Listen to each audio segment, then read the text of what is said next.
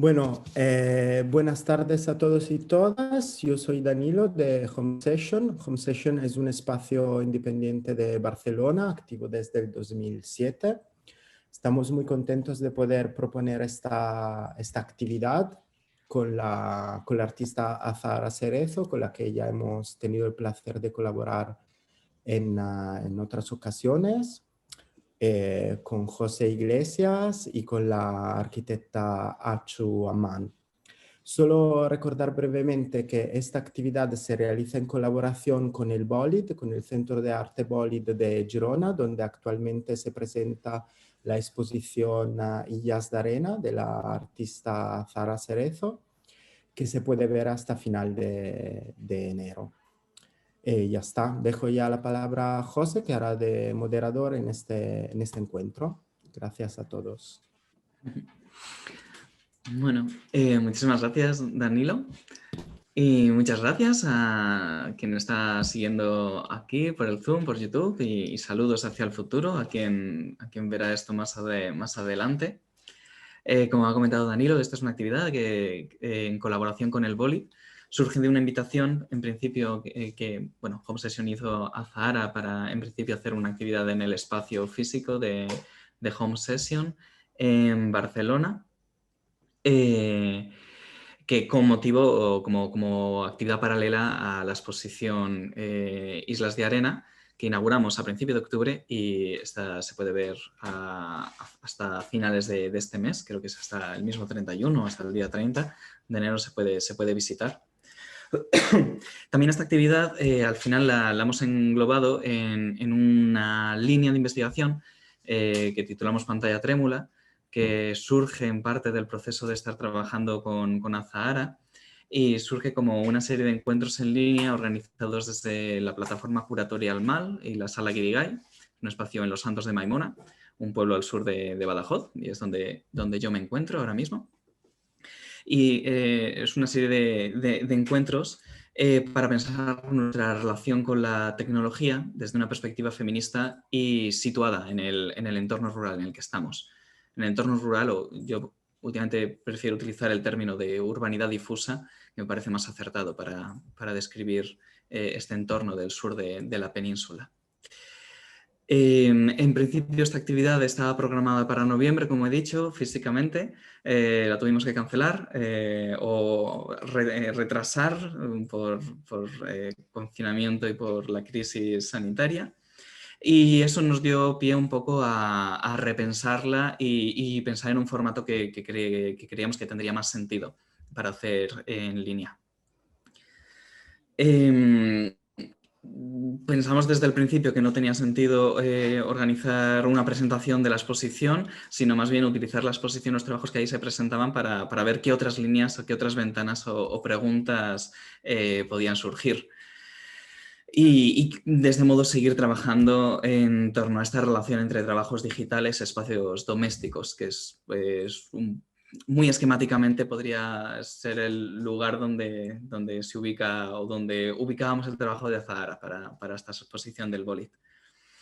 La exposición del Bolid, por comentarlo muy brevemente, toda esta cuestión de la relación con el trabajo, con la precariedad de los trabajos digitales 24/7, se hacía más concreta al situarse en Gran Canarias, donde Azahara ha estado trabajando durante los últimos años y analizando cuestiones diversas pero entrelazadas, como la cuestión de la materialidad de los cables que cruzan océanos y que sostienen esta nube digital, o los procesos de la relación neocolonial con África, de donde se extraen materiales que se usan tanto en construcción como en la fabricación de estas tecnologías que nos permiten conectarnos, o también la cuestión de los nómadas digitales y de las campañas de turismo y de promoción de la isla para atraer trabajadoras nómadas digitales, la promesa del teletrabajo como una fantasía que te permite tener cualquier movilidad y trabajar desde cualquier lugar. Creo que más adelante Azahara comentará una pieza en particular que es la que queríamos profundizar en esta sesión, la pieza servidor móvil, pero creo que lo podemos dejar quizá para más adelante. Y antes de lanzarnos a esto, comentar que en esta cuestión de estas preguntas en torno a los espacios domésticos, la relación con los espacios íntimos a través de la tecnología, nos parecía muy interesante tener una voz desde la arquitectura y nos parecía fundamental que esa voz tuviera una visión crítica y con un enfoque de género y críticas hacia conceptos que estábamos utilizando quizá incluso con demasiada ligereza como la casa o el espacio doméstico. Por eso, bueno, es un placer. Estaba comentando que era un placer tener a Achu Aman aquí. Retomo por donde iba y a hacer una breve presentación para que no conozca el trabajo de Achu. Ella, bueno, es arquitecta, es docente, es investigadora, es doctoranda en 2006 con la tesis Mujer y Casa, una de las primeras tesis que se plantean con un enfoque de género en la arquitectura, me parece.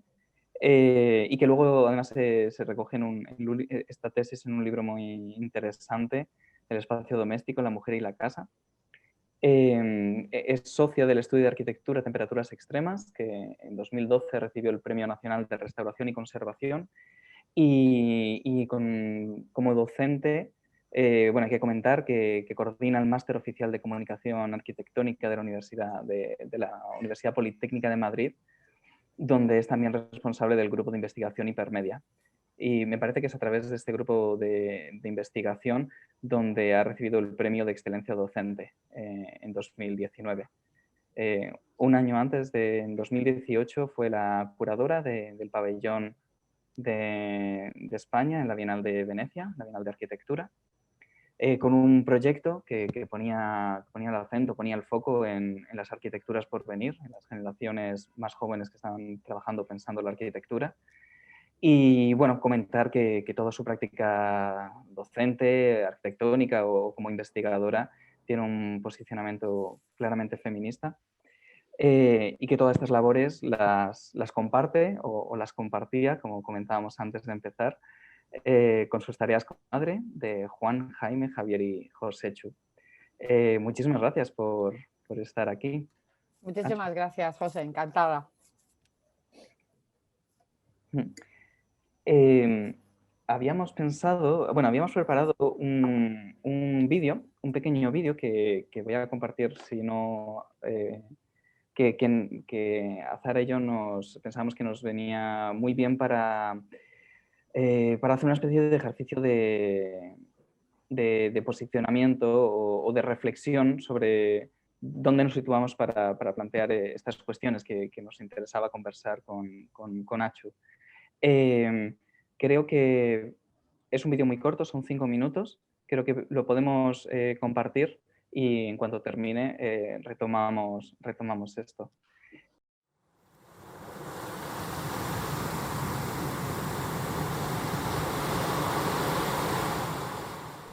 Entre estas aguas de la costa canaria se encuentra una pequeña fracción de los millones de cables submarinos que unen nuestros pequeños cuartos conectados. Bajo la espuma y la sal, una infraestructura inmensamente invisible de minerales y derivados del petróleo agita electrones transnacionales llevando la información que forman la arquitectura que habitamos. Sobre las rutas que desde el siglo XV levantaron el mundo moderno, se escribe hoy una malla que no suele aparecer en el imaginario de las vacaciones en la playa o en las relajantes vistas de horizontes oceánicos. Pero del mismo modo que, aun ocultas en los márgenes de las metrópolis, las plantaciones coloniales y el comercio de esclavos forjaban los espacios cotidianos de una Europa burguesa, las redes de cables que sostienen la nube digital definen los muros que dan forma a nuestra subjetividad. La arquitectura de nuestro hogar no termina en la puerta de la casa, se extiende tentacularmente bajo el mar y en zonas de sacrificio de extracción minera. También en fábricas de ensamblaje o en grandes centros de datos donde se guardan miles de teras, producto de un inconsciente trabajo cotidiano como prosúmeres de información. Lian Yun utiliza el término zonas de exclusión humana para describir los grandes contenedores de datos conectados por esta red de cables submarinos. Cajas negras de hormigón refrigeradas que se han convertido en la arquitectura que mejor ilustra nuestro presente. Su opacidad no consiste únicamente en la ausencia de ventanas, sino en la dificultad para entender qué sucede con la información que ahí se alberga. Las multinacionales han dejado los rascacielos para trasladarse a zonas desérticas y levantar inmensos hangares que reflejan la opacidad de sus políticas. Citando el manifiesto xenofeminista de Laboria Cubonix, si el ciberespacio alguna vez ofreció la promesa de escapar a las estructuras de las categorías de identidad esencialistas, las redes sociales han golpeado fuertemente en la otra dirección y se han convertido en un teatro donde estas postraciones a la identidad tienen lugar. La potencia de los mundos virtuales para transformar la realidad y reconfigurar nuestra corporeidad más allá del marco de la modernidad burguesa está castrada. Las arquitecturas del ciberespacio en la primera mitad del siglo XXI son una prolongación del hogar, entendido este como el espacio de producción de la familia, extensión del útero bajo el control soberano de la nación patriarcal. Reconfigurar nuestra relación con los datos que producimos es cuestionar el orden relacional que sostiene la noción de propiedad y patrimonio. No se puede cuestionar la gestión de nuestra información sin salir de la fantasía de la virtualidad inmaterial. No solo hay que matar al ángel de la casa, sino también al de la nube digital. Los datos comienzan en la extracción de materiales bajo tierra, continúan bajo una geopolítica de cables submarinos y descansan en la arquitectura de exclusión humana de los servidores digitales. ¿Qué espacios físicos necesitamos para poder imaginar otras interacciones virtuales que multipliquen los posibles? ¿Qué supondría tener nuestros propios servidores en nuestro hogar, una ecología sostenible de infraestructuras tecnológicas? ¿Qué parentescos y estructuras familiares responderían a un ciberespacio liberado del orden racista y patriarcal del capitalismo?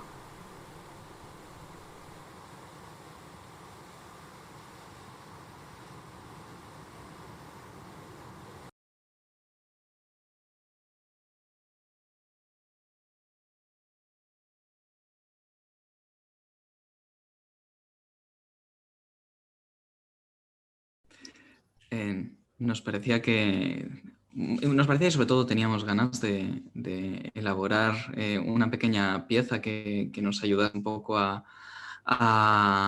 compartir y a situar diferentes cuestiones que nos interesaba, por lo que nos interesaba preguntarnos, e intentar concretar en esas tres últimas frases, esas tres últimas preguntas, las inquietudes que teníamos ahora mismo, la relación entre ciberespacio y familia, la propiedad y la gestión de las tecnologías materiales y las transformaciones de la intimidad y a su vez que la intimidad produce. Y hay un...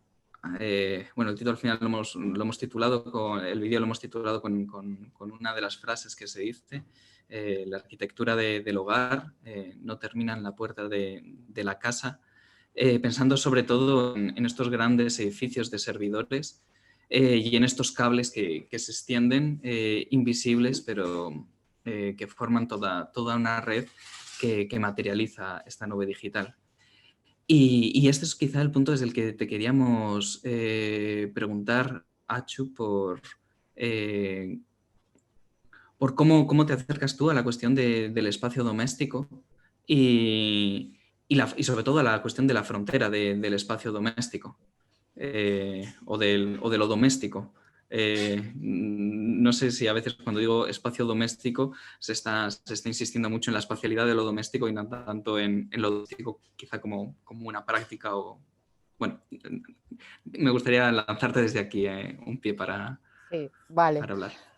Pues bueno, lo primero, enhorabuena por esta pieza. Ya no conocía a Magda, pero claro, ahora de oírla un momento y ahora volverla a oír, digo, aquí me resuena esta voz y de repente como que te he localizado, ¿no? Me hace gracia porque, bueno, yo evidentemente no conocía esta pieza, ni siquiera sé si voy a poder aportar mucho aquí, porque también las arquitectas a veces no sabemos mucho de determinadas cosas, pero me hace gracia porque lo uno a... Evidentemente, aquí es una referencia en todo lo que has nombrado y en muchas de las cosas que has dicho a nuestra amiga común Remedios Zafra, ¿no? Que estaba con ella en un encuentro hace unos meses, también por Zoom en Donosti, no lo pudimos hacer, y yo hacía la reflexión y decía, lo que pasa que nos lo pasamos muy bien dialogando entre nosotros, ¿no? Pero en el fondo te das cuenta en cuanto lees esta pieza, ¿no? En cuanto la escuchas, que es que todos los que estamos aquí seguramente estamos ya de acuerdo en esto, ¿no? El problema es que los que piensan de un modo diferente no nos están escuchando mejor, ¿no? Pero entonces no hay debate, no va a haber debate, va a haber en el fondo que vamos a apoyarnos y vamos a hacer capas de que todos opinamos lo mismo desde distintos lados, ¿no? Porque al final termináis con esta frase, aparece la palabra capitalismo al final, ¿no? Ha aparecido patriarcado, ha aparecido propiedad, pero bueno, es que todos realmente, posiblemente los que estamos aquí compartiendo esto, porque si no nadie va a estar a las 6:30 de la tarde en un Zoom mirando esto, es que todos estamos de acuerdo que todo tiene ideología y que la ideología es lo primero y es lo central. Entonces, igual que tú ya lo has definido al principio, ya has dicho este es un encuentro feminista y es situado, pues es evidente que es también un encuentro en el que todos los que estamos aquí sabemos que el capitalismo y que los brazos del capitalismo y la propiedad están encima de la mesa cuando estamos hablando de esto. Y da igual que yo hable desde la domesticidad o que hablemos desde la tecnología o que hablemos desde la precariedad de lo creativo 24/7, ¿no? Entonces, bueno, a mí de las cosas que habéis dicho, ¿qué puedo aportar yo? Por ejemplo, bueno, yo puedo aportar que cuando tú me hablas del ciberespacio y la familia, yo evidentemente tengo una familia, pero creo que no es adecuado que estemos continuamente ligando la palabra hogar a la palabra familia. La familia, de alguna manera, es uno de los grupos convivenciales que habitan el hogar, pero no es ni siquiera el más numeroso. Hay muchísimos grupos distintos y entre ellos hay uno que es el grupo de los habitares unipersonales, ¿no? Y para mí esto es interesante porque posiblemente debería ser un foco de atención cuando hablamos de tecnología y cómo se consume y cómo se produce estos prosumidores de tecnología en el hogar.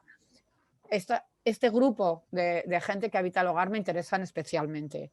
Otra palabra que me interesa fijarme es la palabra hogar, ¿no? La palabra hogar ha sido una palabra, como casi todo, que el imaginario del humanismo unido al capitalismo y a todos estos ismos, bueno, pues toda esta historia que tenemos detrás, toda una historia que nos han hecho, el hogar en el fondo tiene un imaginario asociado, bueno, pues lo vemos en la publicidad, ¿no? A esta ropa que huele bien, a esta abuela que cocina, a este calor, a esta temperatura confortable y tal, pero realmente nosotros no estamos hablando aquí en este foro de eso cuando estamos hablando de hogar, ¿no? Estamos hablando posiblemente sí de un espacio-tiempo seguro donde tener nuestra intimidad, donde desarrollar nuestra subjetividad.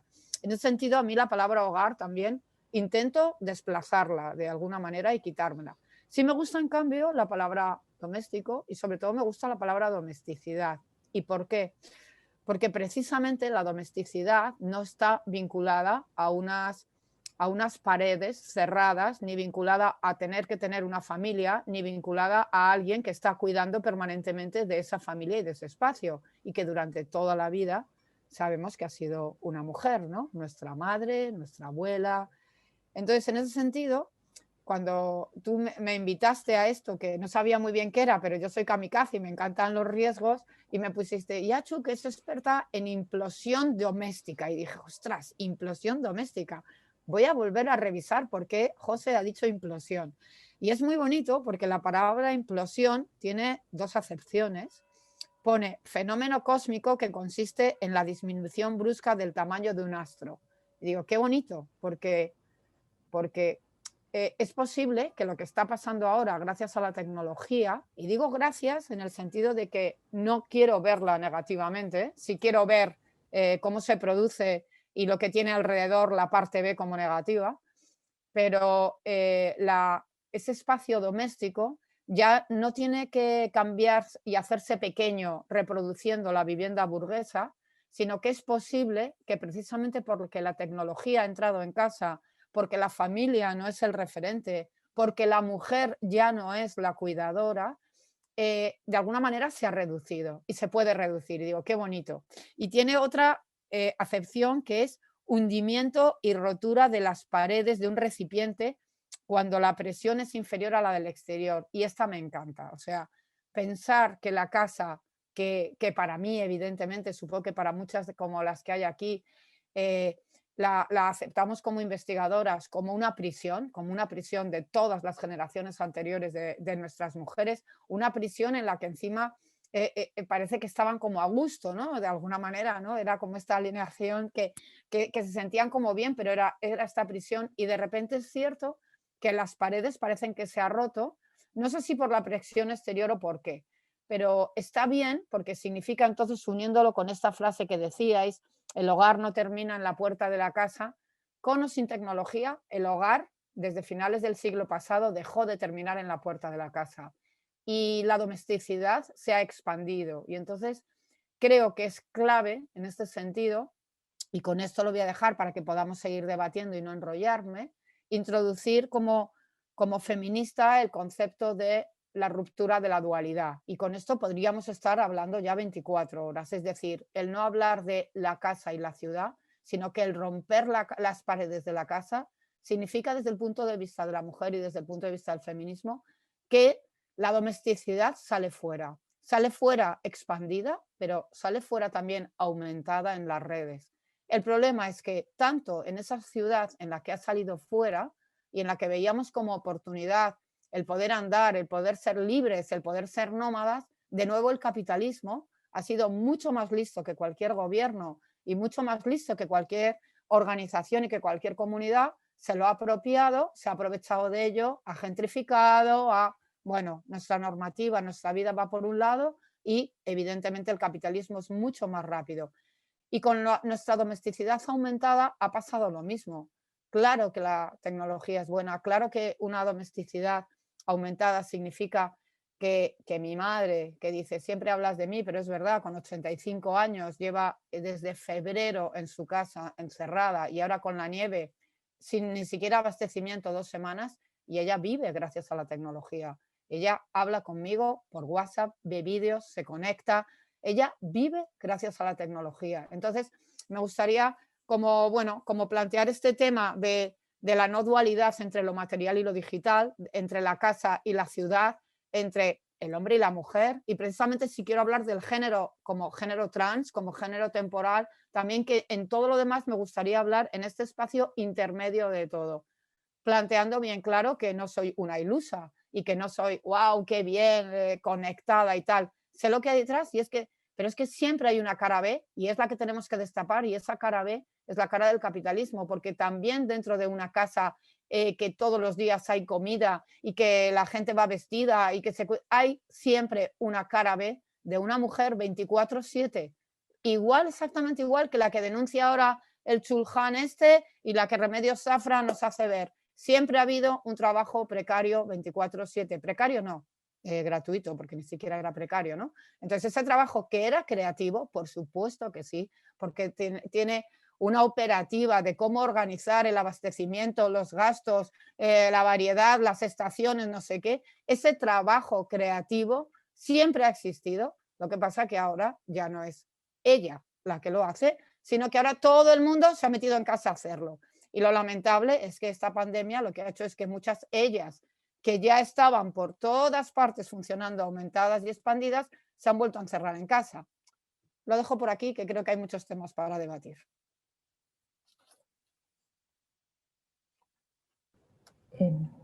¿Quieres retomar, José? Bueno, yo quería preguntar un poquito a Achu eso, ¿no? Justo sobre la relación con la casa, ¿no? Porque me había leído, me gustaba mucho una frase que había leído tuya, ¿no? Que desde la enseñanza, desde la universidad, el mensaje que os hacían llegar a los arquitectos, ¿no? Es que para convertirte en arquitecto tienes que trabajar las 24 horas del día, no puedes dormir, no puedes comer, no puedes enamorarte, nada, ¿no?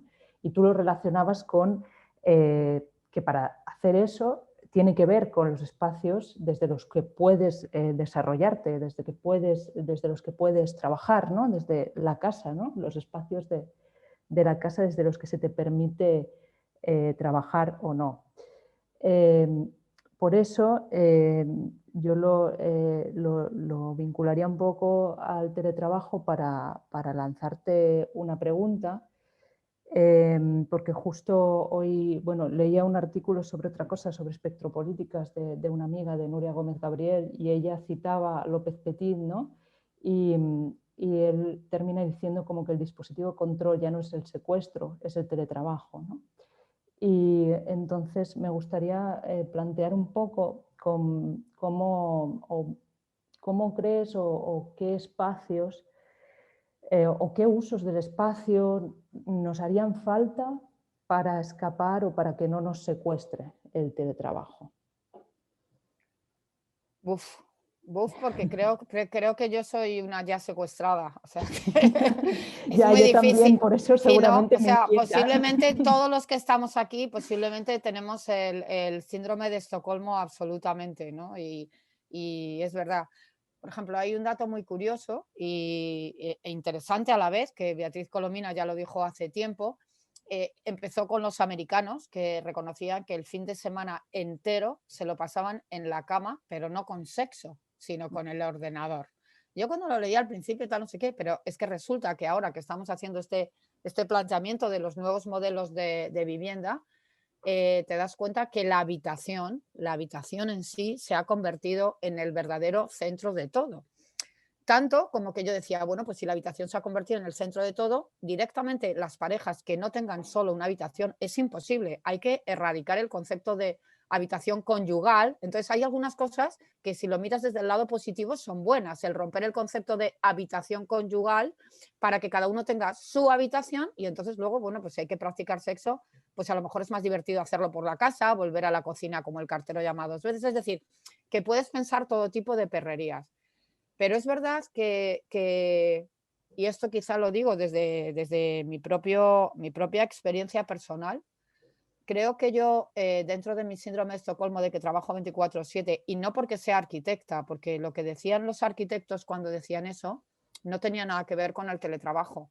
Era un puro trabajo, era un puro tema sexista. O sea, lo que intentaban decir es, si quieres ser arquitecto, tienes que estar en el proyecto pensando 24 horas, 7 días a la semana, lo cual ha hecho, no es ninguna tontería, que nuestras primeras y pocas catedráticas en la universidad hayan tenido que ser siempre o mujeres solteras que han prescindido libremente de la condición de ser madre, con lo cual han demostrado que eran iguales que ellos, o mujeres que han sido catedráticas, y yo seré una de ellas cuando seamos abuelas.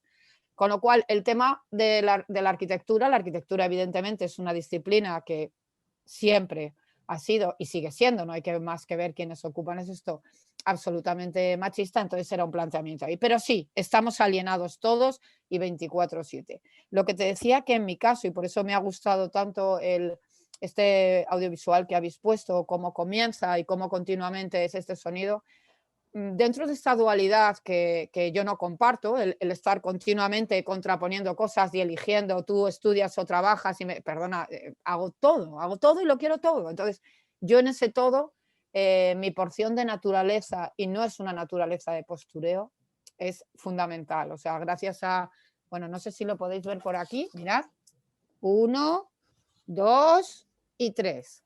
Gracias a estos 3 perros que están en esta mi habitación, yo tengo que salir todos los días a las 7:30, 1 hora, aunque haya 30 centímetros de nieve, y a las 9:30 de la noche otra vez, y entre medias a veces intento repartir. Quiero decir, para mí el hecho de estar en continuo contacto con la naturaleza, sea pequeña o grande, es fundamental. Y esto, dices, claro, es que vive, no, perdona, esto también lo reivindico en la ciudad.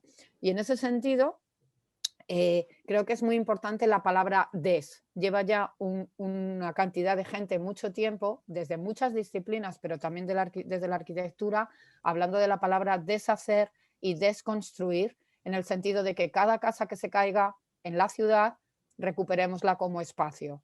Esto que parecía un asunto de hippies, tiene que ver también con desconectar, igual que tenemos esta capacidad y que todos sabemos utilizar la tecnología, tenemos que tener la capacidad para desconectar, y no se trata de ser un hippie, es la única manera de tener un equilibrio. Entonces, ¿esto qué significa también? Desacelerar, volver a hablar de una ciudad que va al ritmo de los que vamos con bolsas de ropa, de los que andamos despacio, de los que tenemos niños. Entonces, todo va unido, porque creo que lo doméstico es espacio y es tiempo. En el momento en el que la ciudad se naturaliza de una forma natural, no tiene que, en el momento en el que una casa, por muy pequeña que sea, tiene agujeros y tiene la posibilidad de en pocos minutos llegar a un acceso a lo natural, es que creo que esa mezcla entre la tecnología y la naturaleza, entre poder estar conectado, bueno, pues no sé, os habrá pasado lo mismo. Yo este verano creo que ha sido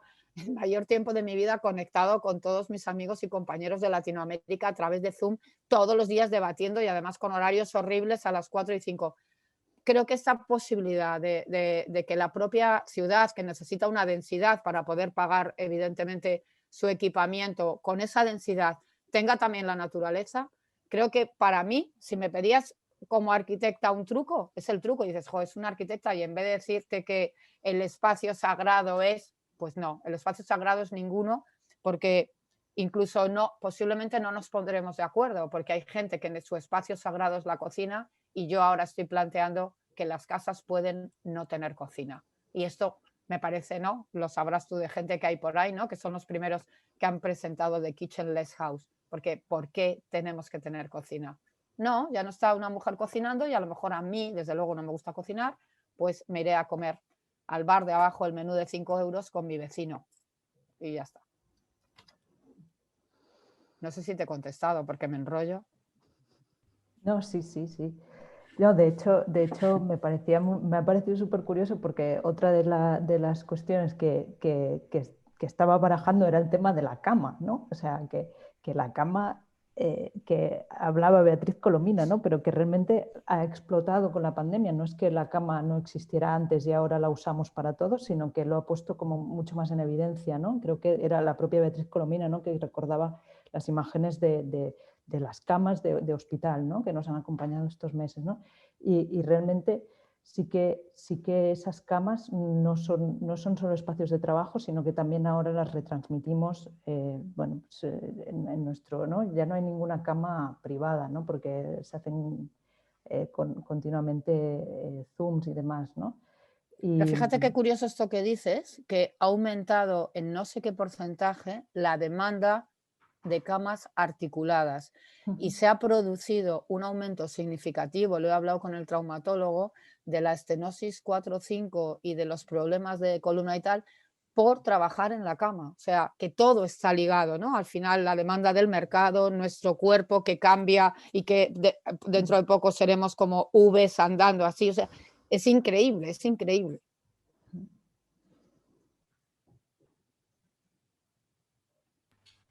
Retomando esto que comentabas hace un momento, la importancia del DES, del deshacer, de construir, el desconectar. Y estaba pensando en, bueno, lo que has comentado al principio también, de cómo en este foro en el que estamos, en principio, no va a haber un debate. Bueno, tampoco planteamos esto como un debate porque sabemos cuáles son los límites y que nos estamos encontrando, pero sí pensaba en la necesidad de pasar del aspecto teórico y del compartir ideas, de encontrar puntos afines donde nos sentimos una posición cómoda, a acciones concretas, a estos deshacer o poner poner el des antes del verbo. Yo pensaba, por ejemplo, yo personalmente lo que estamos haciendo aquí en la sala Guirigay en MAL estamos construyendo un formato que viene de una estructura familiar, profesional, donde me estoy conociendo una casa muy cerca de la naturaleza, enfocada además como residencia para artistas, un modelo de residencia para artistas que además pensamos residencias de largo recorrido y bastante alejado de la estructura de residencias que tienen una convocatoria y proyectos puntuales. De hecho, aprovecho, ahí tenemos a Johanna y Andrés, que son los actuales. No, pensaba también en como simplemente la importancia de señalar que existen alternativas y que se están desarrollando y apareciendo, y pensando en cosas prácticas que están creando otro tipo de relaciones. Me parece que quizás sea un momento de que comentases la pieza servidor móvil, Azahara, porque fue una de las piezas que se presentaban en la exposición Islas de Arena. Se presentaba como una pieza artística, como una escultura o como una pieza de net art en la exposición, pero funciona también como un prototipo de un aparato para... bueno, básicamente como un servidor móvil. Azahara lo va a comentar ahora mucho mejor, creo. Y a partir de la relación con los servidores y preguntarnos qué pasa si intentamos romper la barrera de los centros de datos que están en países que pueden estar lejos o puede que estén muy cerca, pero hay una opacidad que nos impide saber dónde están. Introducíamos los servidores en los espacios del hogar en una forma de señalar, de materializar y ser más conscientes de la relación con la información, pero también una forma de pensar otro tipo de relación de propiedad con la información. O sea, a raíz de la pieza de servidor móvil nos preguntábamos por qué pasa si de pronto pensamos en servidores familiares, pensando en la familia, en los términos en los que la estamos trabajando, por ejemplo, aquí.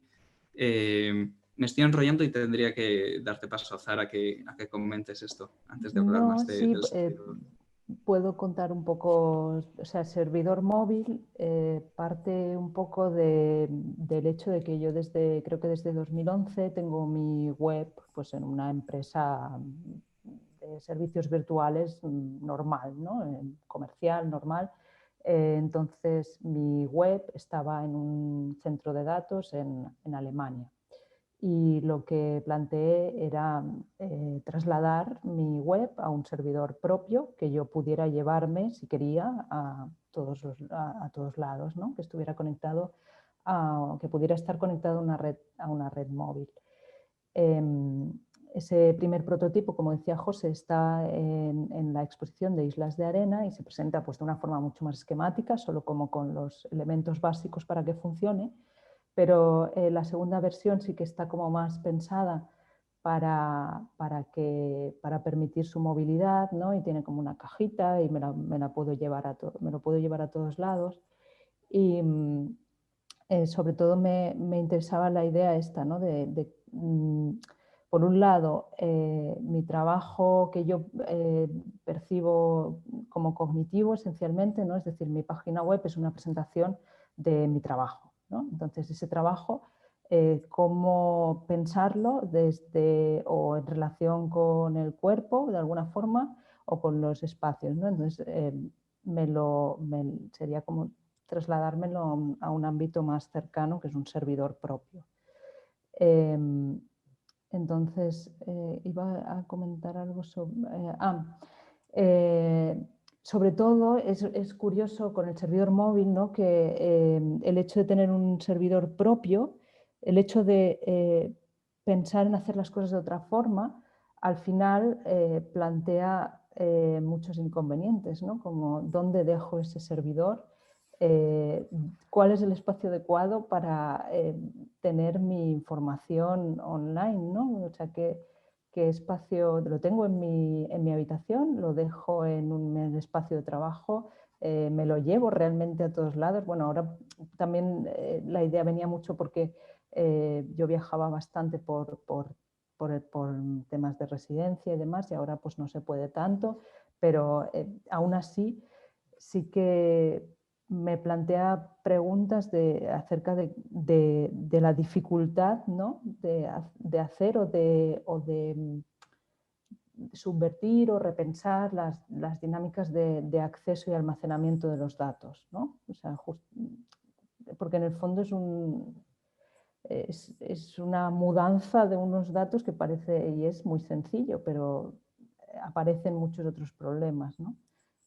O eso, el servidor no tiene cobertura, ¿no? Además, yo ahora mismo que estoy en un pueblo de Girona, justamente en mi pueblo no hay buena cobertura. Entonces, cuando lo tenga en casa, no sé qué voy a hacer con él, ¿no? O sea, parece una cosa muy absurda, pero de repente tomar responsabilidad, ¿no? de eso o buscar otras relaciones con el trabajo, con nuestros datos, pues plantea, no está exento de contradicciones, porque además como que a veces hablamos del servidor como si fuera, ¿no? También lo comenta en el vídeo, ¿no? ¿Qué pasaría si tuviéramos una red de servidores? No recuerdo exactamente ahora mismo la frase, pero ¿no? como una red de servidores sostenible, ¿no?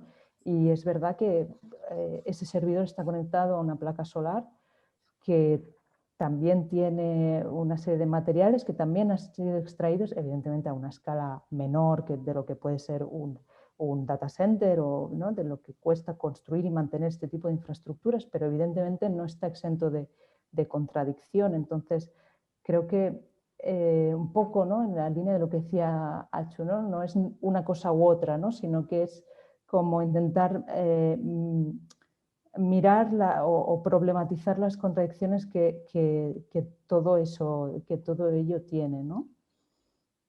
No sé si he contado bien el proyecto porque como tampoco he enseñado imágenes, pero bueno, más o menos. Ah, bueno, sí, eso me he olvidado, siempre me olvido de contarlo, que el servidor se hace fotos, se hace selfies y los sube a mi página web, de tal manera que cuando entras a la web lo que ves es lo que físicamente, digamos, está sosteniendo el trabajo, ¿no? que es como un guiño a su propia existencia, por decirlo así.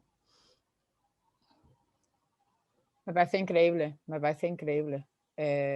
lo que has hecho. Yo estaba intentando, o sea, es que claro, es lo que decía, es que coincidimos en casi todo y eso que no nos conocíamos, pero nos va a pasar que cuando nos conozcamos físicamente parecerá que llevamos mucho tiempo juntos, ¿no? Y eso por un lado es gratificante, pero por otro lado te da pena que estemos como tan alejadas porque no hacemos como masa para empujar, ¿no? Yo evidentemente, claro, desde estos temas que solamente soy una usuaria, soy prosumidora, pero no produzco este tipo de artefactos, pero claro, me identifico plenamente contigo desde esta palabra que no ha salido hoy, que también es una de mis favoritas, que es el extrañamiento, ¿no? Yo siempre a mis alumnos y alumnas, desde el primer día, casi les digo, lo único que pretendo es que miréis cada cosa y cada acción como si fuerais extraterrestres, ¿no? El mirar las cosas como si no las hubieras visto nunca, creo que en arquitectura, igual que en todo, es fundamental, ¿no? Entonces, lo que tú has planteado que es un problema de almacenaje, es el problema que yo planteo día a día de por qué tienes armarios empotrados en tu habitación. Entre los armarios empotrados de tu habitación y la maleta, que como nómadas que somos ahora y nos ha vendido Ryanair, tiene unas medidas, hay un concepto, que hay un objeto absurdo, pero que es el que yo llevo, que es la mochila. Y me gusta nombrar la mochila porque en el caso de las mujeres la ha liberado de la estrategia clara de que las mujeres teníamos que llevar bolso para tener una mano ocupada. Entonces, extrañarte significa joder, encontrar la libertad de decir, perdona, yo no voy a llevar bolso en mi puta vida, yo no he llevado bolso jamás, o sea, no, mis manos van a estar libres, esto me los da la mochila, pero además me da la capacidad de llevar algo que puedo mover, pero que puedo dejarlo en casa almacenado. Pongo este ejemplo que es una tontería, pero es que entiendo perfectamente tu pregunta, es ¿dónde demonios dejo almacenado ahora mismo esta información que tengo aquí, ¿no? Esto también enlaza con, bueno, creo que tiene que ver un poco con el tema este de los huertos urbanos, ¿no? Con que cuando estás extrañado de todo, yo soy vegetariana y el preguntarte de dónde viene este tomate que estoy comiendo y dicen, no, viene de Colombia. Perdona, viene un tomate de Colombia, pero ¿cómo? Que ha venido un barco, pero no puede ser, ¿no? Entonces, es lo mismo que tú dices, ¿dónde está almacenado este dato que los señores del aire y tal, no sé qué? No, mira, está en el desierto de Oklahoma, en tal. Perdona. Entonces, hasta que no haces la pregunta, hasta que no te cuestionas todo y lo repiensas, no te das cuenta que a lo mejor es mucho más fácil hacer un pequeño huerto debajo y cultivar los tomates, ¿no? Que creo que esta es, en el fondo, la opción equivalente que tú estás tomando, o lo mismo pasa con la ropa. O sea, ¿por qué tenemos que tener ropa de invierno y ropa de verano si ya no hace falta? Porque tenemos una tecnología sin usar a los animales para simplemente con una camiseta de algodón hecha en un comercio cercano y que no venga, porque a su vez te tienes que preguntar si lo ha hecho alguien, un niño pequeño de no sé qué y tal, que te pongas encima ese abrigo y ya no tienes frío y entras. Entonces, es como, tiene que ver con todo, como te vistes, vas por capas, las tienes que almacenar, necesitamos almacenar, o sea, es que necesitamos más de 3 camisetas, 2 jerseys y 2 pantalones. ¿Por qué? Al trabajo hay que ir bien vestido, ¿por qué? Corbata, ¿por qué? Entonces, nosotras creo que en eso hemos avanzado mucho, veo que tampoco tienes pendientes, o sea, nosotras nos hemos extrañado muy fácilmente y no usamos joyas porque vienen de un mercado de explotación mineral. No llevamos agujeros en las orejas porque significa la esclavitud de las mujeres. No llevamos tacones. Entonces, nosotras como que hemos avanzado mucho en este extrañamiento con nuestro cuerpo, pero claro, no podemos estar todo el día extrañadas porque es que te produce una desolación. Entonces, creo que nos vamos como extrañando por trozos, ¿no? Mientras creo que los hombres, con perdón, aunque no me gusta nada dividir el mundo entre hombres y mujeres, pero cuando yo veo a un hombre con traje de chaqueta y con corbata, me da muchísima pena. Digo, qué pena, estás en la dualidad, sport y trabajo. Y por terminar de otro tema que ha dicho José, justo cuando te ha dado el paso y me ha encantado, servidores familiares, claro, yo vuelvo a quitar el tema de la familia porque me parece que no podemos seguir haciendo el juego, hablar de familia, que es hacer el juego a la religión, sea la religión que sea, es volver a ninguna familia, acordémonos, famulus family, viene de esclavitud, el pater familia tiene una propiedad, entonces prefiero hablar de colectivos, de comunidad. Y ahí sí que me parece que es en lo que estamos trabajando desde muchísimos sitios y donde tus servidores, entiendo, que podrían funcionar muy bien. Y de nuevo el capitalismo nos ha cogido, ¿no? Lo que nosotros estamos ahora desde arquitectura, un grupo de gente abogando, es por las escalas precisamente intermedias entre eso que llamábamos casa y la ciudad. Esa escala intermedia que no es exactamente el barrio, pero para que nos entendamos pudiera ser. Queremos decir, igual que José dice que se está poniendo en su casa a la vez la residencia, esto es lo que todos hemos pensado siempre. Sin embargo, la estrategia desde el poder ha sido la segregación. Aquí está la casa, aquí está el colegio, aquí está la nave. ¿Por qué? Porque estaba pensada para que, sobre todo en las ciudades, alguien cogiera un coche y se fuera a la periferia a trabajar y tú te quedabas, bueno, de nuevo, separación. Cuando desde la arquitectura algo tan tonto como es pensar en la hibridación adquiere una escala intermedia, que es la escala de la comunidad, la escala del colectivo, ese servidor podría estar dentro de pertenecer a esa escala, que curiosamente es la misma escala que la del huerto urbano y es también una escala muy cercana a un comercio de barrio, es también a una ciudad, bueno, sin estar gentrificada, de los 15 minutos, es la ciudad. Entonces, sin querer, las piezas se empiezan a unir.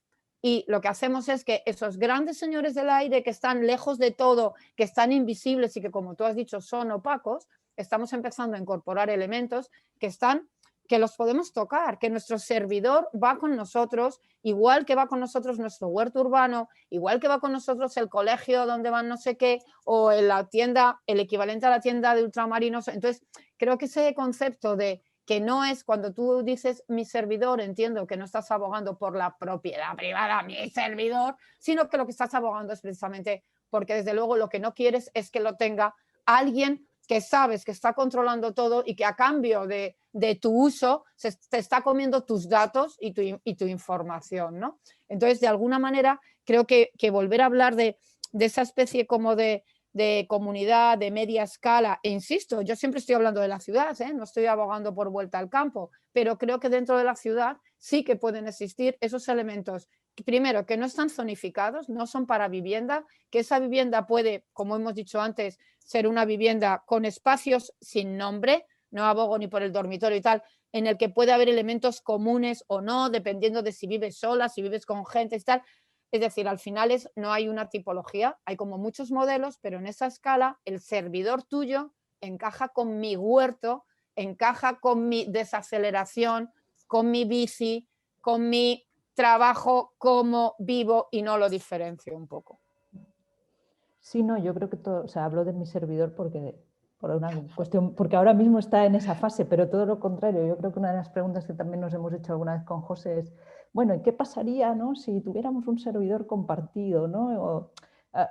No solo cómo se hace en una empresa, sino cómo pensar su gestión colectivamente, ¿no? Yo creo que ese es como de los pasos que estábamos dando de reflexión, que no tenemos todavía una respuesta, porque, bueno, evidentemente también hay cuestiones técnicas y demás, pero creo que va muy, muy, muy en la línea de lo que tú apuntas, la verdad. Sí.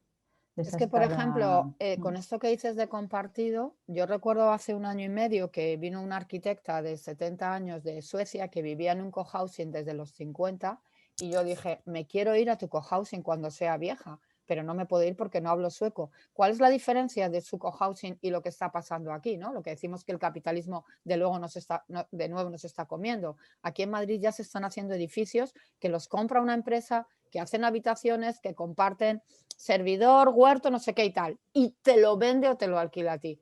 La diferencia de ahí es que ellos se gestionan todos, son grupos de gestión de gente de 50 hasta el infinito, en el que toda la gestión de la información, de los servidores, del huerto, de todo, es más como una cooperativa, es de ellos y el gobierno cede el suelo. Entonces, estas son las dos diferencias, que de cada cosa que decimos hay como la parte, vale, yo lo hago, soy el capitalismo y lo hago, o hay la parte, vamos a hacerlo entre nosotros, ¿no? ¿Cómo hablo? Madre mía, a veces yo misma me asusto, ¿eh? Bueno, a eso te invitábamos también. No, claro. Yo he venido aquí a vender mi libro, claro. No, broma. Aprovecho que he visto que se ha encendido una cámara y aprovecho, yo creo, para... bueno, creo que Irene tiene ganas de comentar algo, pero aparte recuerdo que está el chat, tanto por aquí como por YouTube, por si alguien quiere comentar algo. Y creo que te doy paso, Irene. Hola, yo soy Irene. Bueno, encantada. Es un placer escucharos a todos y sobre todo la última intervención me parece un tema absolutamente fascinante. Decíais antes que no paramos de encontrar conexiones entre los trabajos de, por ejemplo, Azahara, que es artista, tú, Achu, que eres arquitecta, y bueno, yo soy historiadora del arte y hago... Es que todo lo que estáis diciendo es lo que he ido investigando en los últimos años en relación con el cine, con el cine de los años 60 y 70, cómo se plantea toda una crítica al espacio, ¿no? al espacio interior. Y pienso, en relación con lo que habíais dicho al principio, ¿no? de un poco como qué hacemos, cuáles son las tensiones, me da la sensación de que si, por ejemplo, desde un punto de vista feminista, en los años 30 y 40, la intención fundamental del feminismo era un acceso a lo público, la mujer que tiene que acceder al Parlamento, que tiene que acceder al mercado laboral, que tiene que acceder a la prensa, a lo que son los espacios públicos y de representación pública. En los años 70 hay una crítica al espacio privado, en todo el feminismo y el movimiento de los 70 es una crítica a lo privado, pero es que ahora, como decía ahí O sea, ahora ya no podemos utilizar ni siquiera esa articulación público-privado, ahora ya es que se han reventado los muros. O sea, el feminismo tiene que encontrar una forma el feminismo, el arte, el pensamiento crítico, la teoría, el anticapitalismo tiene que pensar una forma de entender el espacio sin esa dicotomía, porque es que no estamos ni en lo privado ni en lo público, estamos en un entre extraño, ¿no? Y por eso a mí siempre me gustó mucho la obra de Zahara cuando la conocí, porque creo como que daba en el clavo siempre de ese espacio intermedio que hay entre las cosas, ¿no? Vas a una playa y resulta que debajo está el corazón de la globalización, que está además, el corazón de la globalización está en la periferia de España, que es Canarias, ¿no? Sin ofender la palabra periferia, por supuesto, al contrario, para los canarios.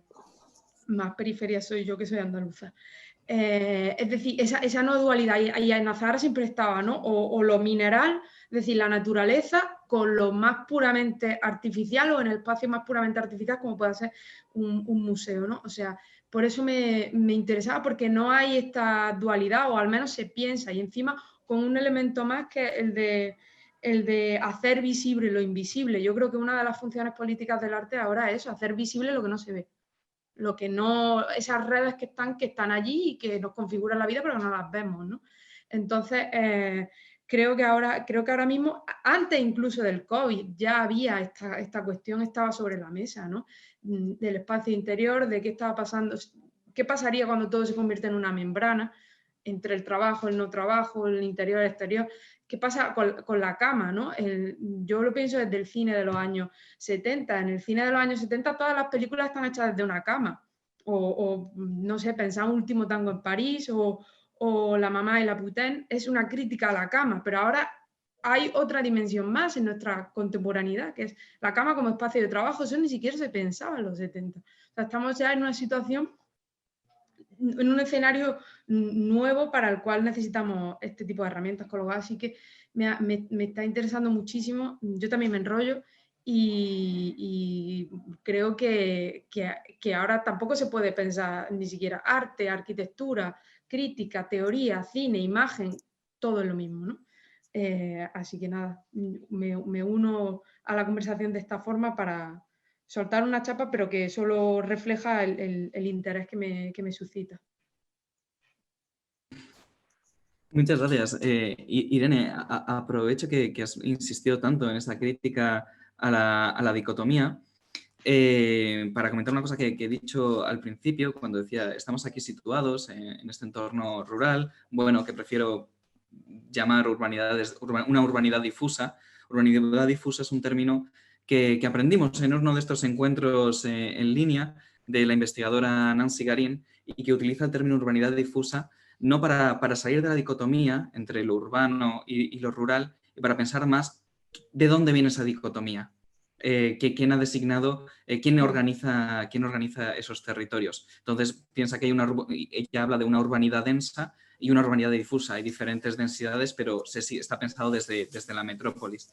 Y bueno, me parece que comparto tu opinión de que la práctica artística, una de sus funciones o una de las razones por las que necesitamos es por visualizar lo que no se ve, pero también es necesario a veces nombrar lo que no se ve, incluso lo que no existe. Y a veces, bueno, me gustan mucho estas palabras porque pueden ayudar a ver cosas que puede que todavía ni siquiera existen. Y te quería preguntar, Achu, has comentado estas conversaciones que hay en círculos bueno, en entornos de arquitectura, esta búsqueda de una escala entre la casa y la ciudad. Has comentado. Y te quería preguntar más sobre eso. También, ¿en qué términos habláis de eso? ¿Cómo lo nombráis? ¿O se nombra, hay un término o lo nombráis desde una práctica como domesticidad? Nosotros ahora desarrollamos en nuestro grupo de investigación 2 trabajos, y uno es sobre la domesticidad expandida y aumentada. Por eso lo de aumentada tiene que ver con la tecnología y expandida tiene que ver con que se expande en la ciudad. Y hablamos del término de solas. Creemos que, no sé si si os habéis fijado, pero yo creo que todos sabéis toda la normativa que existe ahora mismo, y además seguro que son palabras que utilizáis vosotros, vivienda unifamiliar, vivienda multifamiliar. Toda la normativa, todo el derecho, toda la legislación está basada en la familia. Y esto es muy alucinante, ¿no? Que cuando tú te vayas a comprar una casa, digas vivienda unifamiliar. No, no, no, no, si yo vivo sola, no tengo familia. Esto que el mercado ha hecho que existan yatecomos, platos individuales, coches pequeños, no sé qué, la arquitectura todavía no lo ha hecho. La arquitectura tiene como dimensión, porque está al servicio, es cómplice, como si dijéramos, de un poder que lo que quiere es que nos reproduzcamos como sociedad. Entonces, si vives solo, eres un raro. Y si vives sola, ya no sé ni lo que eres. Entonces, lo de las palabras que dices tú también es muy importante, nombrar las cosas que no existen, pero también es importante erradicar términos que generalizan una situación que no es la buena, ¿no? Entonces, en este sentido de las escalas intermedias, yo no te diría solamente de la casa a la ciudad, te diría de la habitación a la ciudad. Creo que la célula, como decía Irene, es la de la habitación, es tu habitación, que no se puede llamar dormitorio, porque dormir no es lo principal. Es una habitación porque es donde habitas y le hemos ido incorporando elementos poco a poco, una mesa, una estantería, un ordenador, un no sé qué, y la hemos llenado. De hecho, la casa ya no es esa gran pantalla donde todos miran, sino cada uno de nosotros tenemos nuestra pantalla de conexión con el exterior. Si pensamos desde esa habitación, y ahí parte nuestra domesticidad, a partir de ahí explosionamos hasta la ciudad, me da igual que sea una ciudad dispersa, más pueblo, o una ciudad metrópolis con mucha densidad, todos los demás de situaciones intermedias son los que dan lugar a la domesticidad expandida.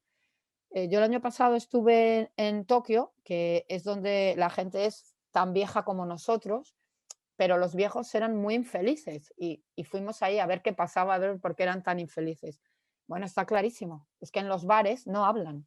Es decir, nosotros lo que reivindicamos del derecho a vivir solas es que las personas que viven solas tienen una vida absolutamente colectiva, de que desayunan casi en el propio bar de debajo de su casa y enhebramos la hebra con cualquiera y vamos luego por la tarde a bailar con no sé quién y vamos al parque. Entonces, lo bonito del concepto de domesticidad expandida y más visto desde el punto de vista desde el feminismo es que no solamente significa legitimar y reivindicar el derecho a vivir en esa pequeña célula doméstica, sino a que la ciudad es tu casa.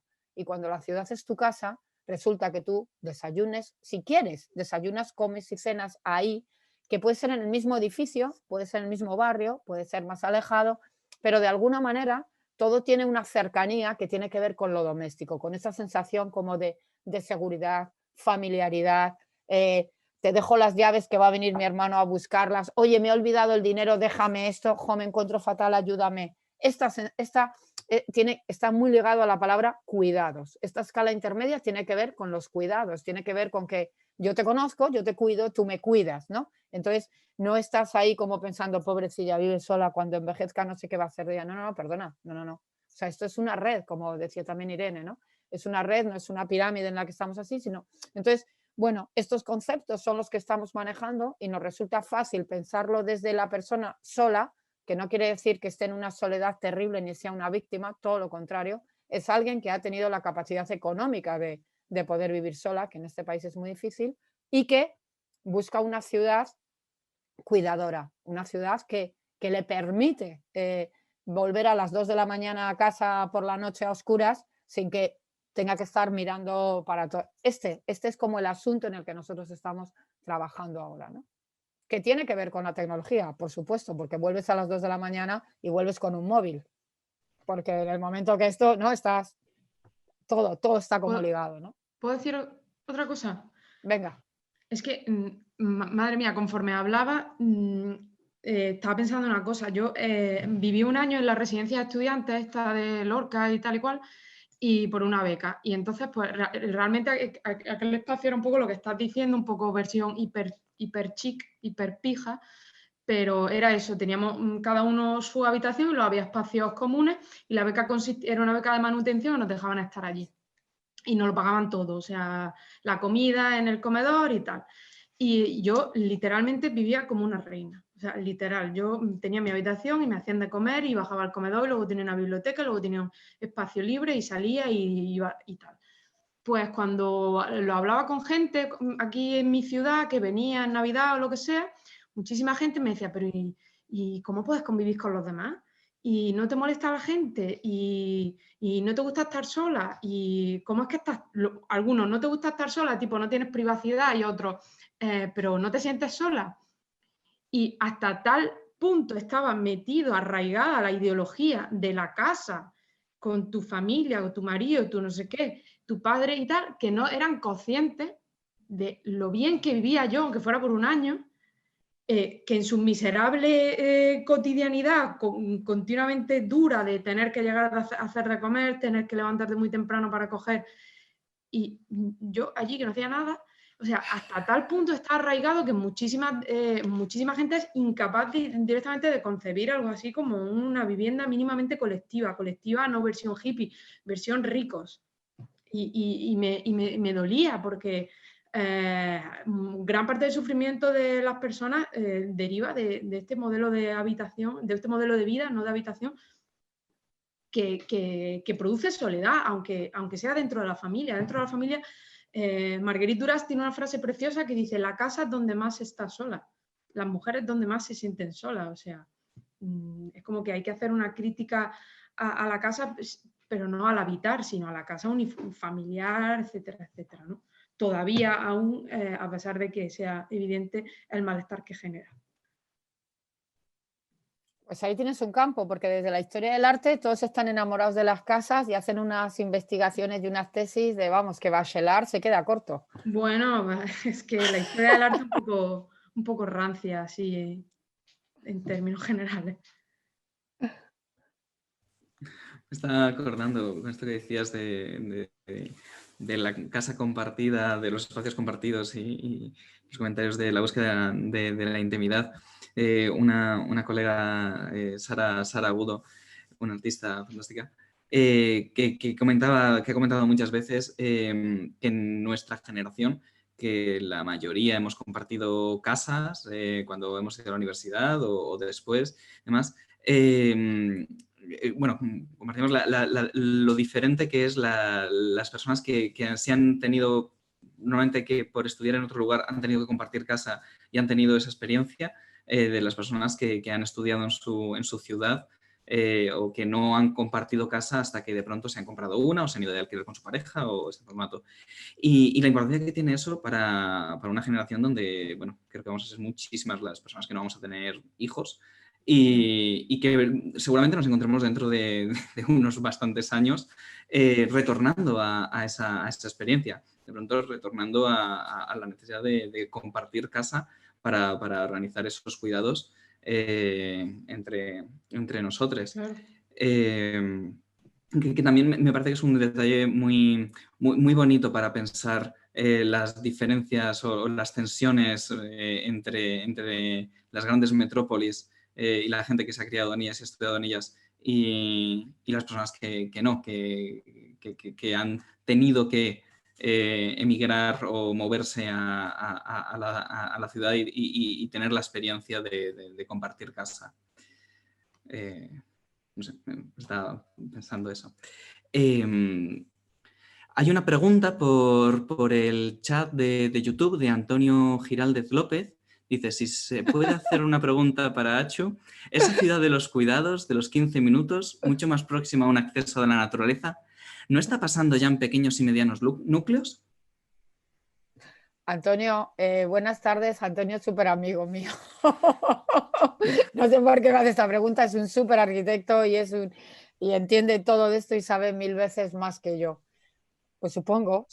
No sé qué decirte, Antonio. Ya sabes que yo soy muy franca y cuando no te sé decir algo te lo digo. No sé qué decirte. No sé si está pasando en los pequeños núcleos, pero precisamente que lo decía antes José, ¿no? Creo que el reto es no dividir entre pueblos, pequeños núcleos y ciudades. Creo que el reto es intentar buscar como esa especie de densidad, ¿no? Que permite de alguna manera tener suficiente masa y dinero para poder dar servicio y todo lo que necesitamos la ciudadanía, pero que desde luego que no puede ser es a expensas de esto hacer que el capitalismo te esté sangrando para poder vivir de esta manera. Es decir, creo que el reto, nosotros vivimos en Madrid, tú ahora no, pero vas a venir pronto, y creo, por ejemplo, que para mí el reto es que Madrid, porque creo que Barcelona lo están mirando de otra manera y están más cerca. Para mí el reto, bueno, para mí es muy reto, porque claro, con nuestro gobierno esto no es un reto, es una carta a los Reyes Magos, pero bueno, creo que el reto es que una ciudad como Madrid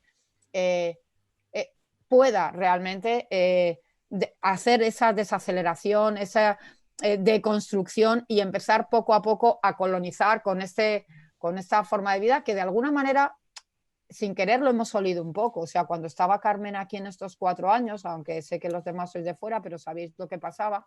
Y bueno, hemos podido ver en 4 años un Madrid un poquito desacelerado, solamente con el hecho de en el espacio poner a veces en el medio un carril bici. Qué tontería, ¿no? Pero ese gesto ha desacelerado. O pues mira ahora en Barcelona lo que ha pasado, ¿no? Con estos encuentros en las calles donde los han ocupado. Entonces, al final es un tema que bueno, nunca va a venir de una hipernormativa, va a venir posiblemente de un poco a poco y va a venir de las oportunidades, ¿no? Cuando comentaba ahora Irene lo de la cama, yo lo estaba diciendo, y este es un tema muy polémico que incluso con investigadores como Flavio, que no sé si está oyendo de nuestro grupo, lo debatimos. Digo, mira, a mí solamente esto ya me ha servido para ver que es seguro que incluso en las casas de familia no se va a volver a hablar, ojalá, de cuarto conyugal, es decir, no va a haber una cama conyugal, sino que va a haber una cama para cada miembro de la pareja, o si es poliamor, pues 3 dormitorios o una para eso.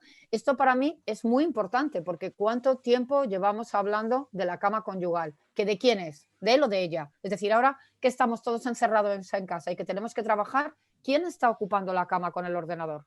¿Quién se va a la cocina a trabajar? ¿Y quién se queda en la cama, ¿no? Entonces esto, al final son pequeños adelantos a partir de pequeños conflictos. Creo que la ciudad de los 15 minutos, por ejemplo, ahora en este paraje nevado de casa, es como evidente. Es que tardo 15 minutos en llegar a 200 metros al único tienda de un habitante chino que hay, que es el único que sabe andar bien y corre y tiene cosas. Entonces, al final, medir la ciudad por tiempos en vez de por espacios es bien interesante. Es bien interesante porque es a lo que nosotras estamos acostumbradas, ¿no? A organizar el tiempo. Entonces, posiblemente, Antonio, posiblemente en los núcleos pequeños se esté dando, pero tampoco tiene por qué. No creo que lo facilite más. A veces los núcleos pequeños también son los más difíciles de cambiar las cosas, porque bueno, porque todo está como hecho, todo tal. Entonces, a veces es necesario que haya un conflicto grande, como esta pandemia, como esta nevada, como estas cosas que pasan para que se produzcan cambios, ¿no? Tú has dicho a mí una cosa muy curiosa, José, lo que decíamos de las palabras. Yo ya te he dicho que es que estoy extrañada siempre. Has dicho, bueno, como posiblemente seamos muchos los que no tengamos hijos, pues bueno, yo con mi pareja, y he dicho, fíjate qué curioso, porque el otro día estuve hablando con gente y me han dicho que el siglo XXI será de poliamor sí o sí, y precisamente viene porque como no vais a tener hijos, no tenéis ningún problema, porque ya cuando tienes hijos ya la has liado, la has cagado, entonces ya te aguantas, ya en la situación que estás no vas a meter a otro en casa. Pero en cambio es muy interesante que la estructura de esta del grupo, ahora el poliamor esté empezando a expandirse tanto, porque tiene que ver con lo de los cuerpos, ¿no? Que realmente nosotros no somos monógamos para nada. Entonces, esta estructura que nos ha hecho lo dual también nos ha hecho como de pareja. Entonces, bueno, yo como no tengo ni idea de este tema, pero me apasiona, lo dejo ahí encima de la mesa por si alguien quiere. Bueno, nos estamos acercando a las 8, a hora y media, que creo que es un tiempo que está bastante bien, pero todavía tenemos podemos rascar unos minutos por si hay alguna pregunta o algún comentario pendiente. Yo la verdad es que tengo varios, pero me los voy a tener que callar porque además sobre este tema de la relación, la sexualidad, ir a casa, es mejor no abrirlo porque tendríamos que abrirlo al principio de una sesión. Creo que se puede abrir demasiado. Pues es el tema, ¿eh? Es el tema. Voy a aprovechar para decirlo, esta es la segunda sesión de esta pantalla trémula. La primera fue antes de Navidades con Laura Tavares, del colectivo Ontologías Feministas. Nos estuvimos hablando más de ciberespacio. Las siguientes son con Remedios Zafra y luego con Nancy Garín. para hablar de la relación con la tecnología y espero que el siguiente programa sí que sea como, lo tenemos que enfocar, pero creo que se está saliendo la necesidad de plantearlo más directamente sobre esta cuestión. Sí me gustaría hacer una pregunta, pero es muy de curiosidad más que otra cosa, ahora que a raíz de la pregunta de la ciudad de los 15 minutos, hace unos meses o hace unas semanas de pronto vi unas infografías estupendas que publicaba El País sobre una idea que seguro que es muy conocida, pero yo no tenía ni idea, que son las megamanzanas o ultramanzanas, algo así, unas estructuras para peatonalizar ciudades que existen en España, en Barcelona y no sé dónde, y de pronto la noticia es que se iban a aplicar en Madrid. Y al empezar a leerlo, creo que sin conocer mucho cómo consisten, me parecía que sí se iba dirigido hacia esta idea de peatonalizar, de crear estructuras más pequeñas. Fantástico, estupendo. Y de pronto vi que las primeras que se iban a hacer en Madrid eran en el barrio de Salamanca. Con las connotaciones que tiene el barrio de Salamanca. Entonces, de pronto, se me encendió así un pequeño interrogante preguntándome si realmente no se está enfocando esta cuestión de los 15 minutos como un lujo y no tanto como una necesidad o como una posibilidad de estándar. Y te quería preguntar, no sé si conoces en particular, imagino que sí, cómo se está planteando en Madrid. ¿Cuál es tu opinión? Justamente esto de la supermanzana es lo que te había comentado antes, como de la escala intermedia, ¿no? Si tú tuvieras que hacer como una especie de barrio con una manzana no sería suficiente. Entonces lo que los catalanes han planteado es una idea retomada ya de antes, que es en vez de una manzana, imaginaos que cogéis 9 manzanas y cuando tenéis las 9 manzanas, las calles que están en medio las peatonalizáis, ¿no? De forma que los coches se derivan a la periferia, no pueden entrar por ahí y entonces los encuentros entre los edificios se hacen pequeñas plazas, ¿no? Lo habréis visto por ahí. Yo como no leo El País desde que escribe Vargas Llosa, no había leído esa noticia, pero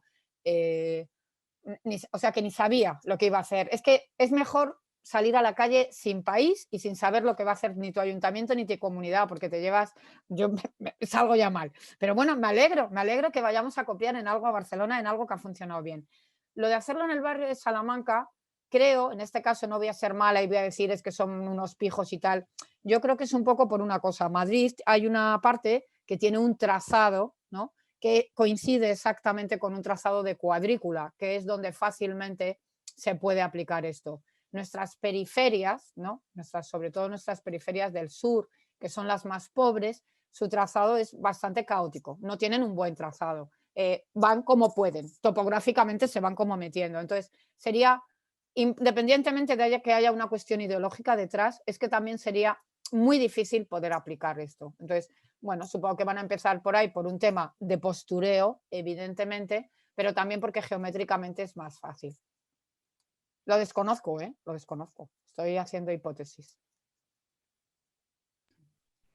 Nos quedan 3 minutos. Mencionabas todo del País, sí, porque realmente sacaron unas infografías que eran increíbles. Esos 3 minutos, no sé si a Zahara o Irene queréis comentar que algo a Zahara más. se ha callado ahí con el almacenaje, se ha quedado... Leo un comentario de Laura, que la mencionábamos antes, Laura Tavares, que dice: pienso en alto. Las ciudades grandes se desaceleran performando gestos sostenibles que sí se dan en lugares de pequeña y mediana escala. Huertos, urbanos, esto es una plaza, etc. Y luego pone unos emojis riéndose y reflexionando. Es bonito además ver que Laura está Laura es una amiga, es que al final somos una red de amigos todos, ¿no? Entonces yo de amigos y amigas, con lo cual, bueno, yo también me alegro que sea eso. Es verdad que al final Madrid, por mucho metrópolis que sea, está hecho de trocitos, está hecho de barrios, está hecho de cercanías, ¿no? Y claro que los gestos son lo que construyen esas cosas. Totalmente de acuerdo con Laura. Ven a Zahara, di algo, bueno, que te has quedado ahí. Me he quedado muda. No, yo estaba pensando ahora que ha dicho Laura lo de las ciudades, ¿no? También que en ese movimiento contrario casi, ¿no? De volver al pueblo muchas veces por la pandemia, ¿no? Que no sé, creo que es algo que todavía no podemos valorar muy bien, pero que mucha gente está tomando esa vía y de cómo, creo que justamente lo había leído en algo tuyo, Achu, de cómo, no, creo que era Laura Tavares en Pantalla Trémula, ¿no? Que comentaba que había aumentado la demanda del espacio de jardines o algo así. José, ¿puede ser? En algo Muchísimo. de la vivienda, ¿no? No me acuerdo, es que sé que lo he visto hace poco. Y me estaba acordando justo de eso, ¿no? De no solo en las ciudades de esa escala, sino también cómo ese movimiento de gente que se está marchando, que a veces también es un privilegio, de poderse marchar, poder tener espacio y poder acceder a una cierta tipo de vivienda con más posibilidades, ¿no? Pero sí es verdad que se está dando. Bueno, yo hace mucho tiempo que no vivo, he vivido en Madrid un tiempo, pero ya no. Y me estaba acordando de hecho, ahora estoy en un espacio de trabajo y mi amiga que vivía en Girona, uno de los motivos por los que se marchó al pueblo fue decir, si viene otro confinamiento, necesitamos espacio, ¿no? Entonces, claro, creo que, bueno, que hay ahí también algo interesante que valoraremos seguramente más adelante, ¿no? Es un poco pronto con la pandemia todavía, Pero fíjate lo que decíamos del capitalismo, qué curioso, seguro que habéis oído en las noticias, esa empresa que ahora ha hecho una patente y va a tu casa y en un mes te quita la fachada completa de toda la casa, de todo el edificio, te la quita y te pone una fachada nueva con balcones. ¡Wow! ¡Wow! Es como increíble, ¿no? Es como si se pudiera hacer todo como por piezas y fuera, bueno, increíble. Oye, una pregunta, esa foto, es que en esta deriva de la intimidad, que la ventana y tal, esa fotografía que hay detrás ahí de una mujer que está manejando... La foto, Rita. La foto. Es lo que era este espacio antes, que era la central telefónica del pueblo. Ah, me parecía. Es que es uno de mis espacios favoritos, ¿no? De estas mujeres que hacían, ¿no? Tecnología pura, ¿no? Y que además siempre he pensado que podrían provocar como una especie de cataclismo de jugada política, cambiando una cosa, diciendo otra, tal, ¿no? Qué bonito. Vale, me parecía, pero no la veía muy bien y digo, joder, qué increíble. Es eso. Bueno, José, te corresponde ya cerrar esto, ¿eh? Sí, muchísimas gracias. Creo que ha sido una sesión bien densa de ideas y para revisitar de nuevo. Y muchísimas gracias, Achu, por haberte sumado. Muchas gracias a vosotros. Me ha encantado y además ya seré seguidores vuestros siempre. Genial. Y muchas gracias, Irene, por la intervención. A Zara, muchas gracias por todo en general, y a Danilo y a Home Session sobre todo por animarnos a hacer este encuentro y que no se quedase en otro encuentro cancelado. No sé si, Danilo, quieres cerrar o por mi parte gracias, Danilo, por alojarnos. Ya está, también agradeceros a vosotras, muy, muy interesante, y bueno, esperamos poder volver a esos encuentros con o sin Home Session, digamos. Pues nada, que os cuidéis todos. Nos volveremos a ver alguna vez. Nos volveremos y a tocar. Hasta luego. Hasta luego. Hasta luego. Gracias, hasta luego. Gracias.